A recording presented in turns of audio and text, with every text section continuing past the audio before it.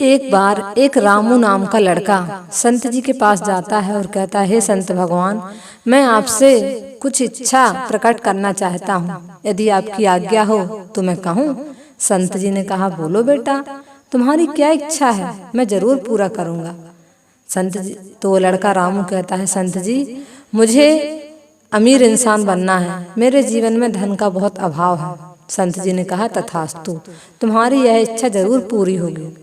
रामू घर जाता है तो देखता है कि उसके घर में गाड़ी खड़ी है, उसका बंगला बहुत सुंदर बन चुका है, जितनी सुख सुविधाओं के सामान थे सब उसके पास आ चुके हैं। अब कुछ दिन तक तो वह खुश रहा, अपने घर में अच्छे से रहने लगा, लेकिन फिर उसके मन में आया कि मैं ऐसा करता हूँ कि मैं इस गांव का सरपंच बन जाता हूँ।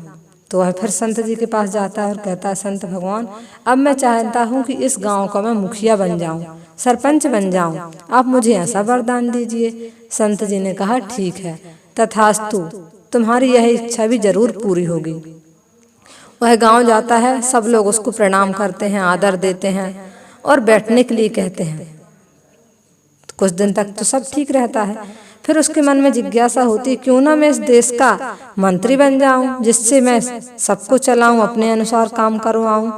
तब वह संत जी के पास जाता है और कहता है कि संत भगवान, मेरी इच्छा है कि मैं इस देश का मंत्री बन जाऊं।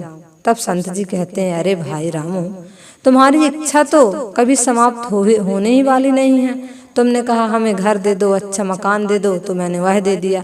तुमने कहा चलो मुझे गांव का मुखिया बना दो, सरपंच बना दो, वह भी मैंने बना दिया।